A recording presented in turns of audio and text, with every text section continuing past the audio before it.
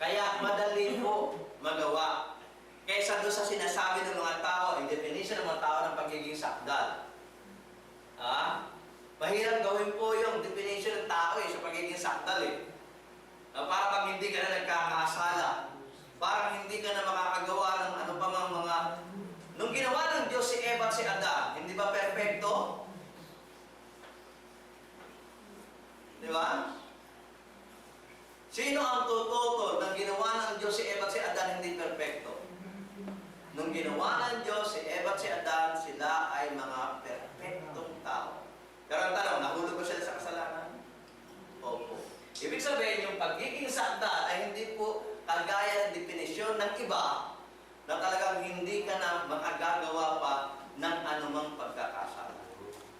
Kapag mismo ang ating Panginoong Jesus, bagamat iniuutos na tayo huwag magkasala, meron pa rin siyang meron pa rin siyang second plan.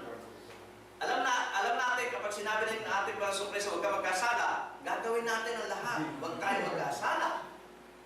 Pero, meron pa rin plano ang Diyos na kung sakaling magkasala, may plano pa rin ang Diyos para sa atin. Tingnan niyo po ang sabi doon sa 1 John chapter 2. Liwanag po yun, pinag-uutos na huwag tayong magkasala.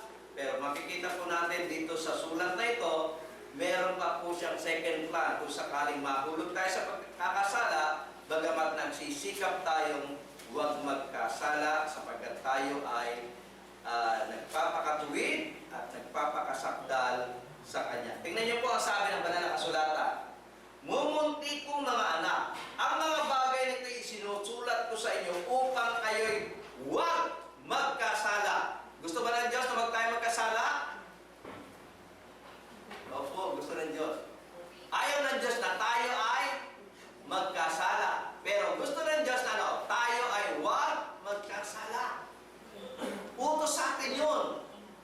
Huwag kang magkasala. Kung natatandaan niyo yung isang babae na huli daw sa pangangalon niya, babae lang ang presenta, wala yung lalaki. Baka siguro, pero tininis lang nila ang ating Panginoon Kristo. Handa na silang batuhin yung tao. Yung babae. Sabi ng ating Panginoon Kristo, nung walang kasalanan, sige, tirahin nyo na. Patayin nyo na. Diba? Batuhin nyo na. Pero walang bumato, diba?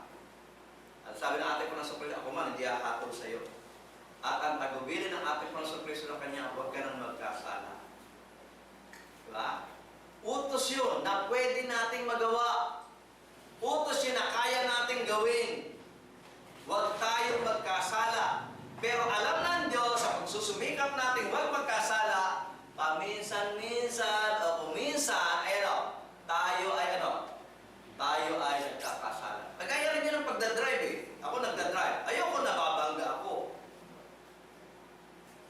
Diba? Kaya ginagamit ko yung aking skill para para hindi ako mabangga. Pero paminsan-minsan, hindi mo maiiwasan, nababangga ka rin Kahapon, ilang beses kaming kamunting mabangga. Okay? Kahit anong pagsusumikap mo na hindi ka mabangga, buti kung si Ma'am Virgie ang babda hindi mababangga yan.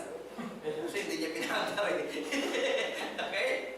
Siguradong may mababangga at mababangga. Kaya yun rin mismo sinabi ng ating Panginoon Diyos. Ang sabi, mumunti ko mga anak, ang mga bagay nito ay sinusulat ko sa inyo upang kayo huwag magkasala. Utos o hindi?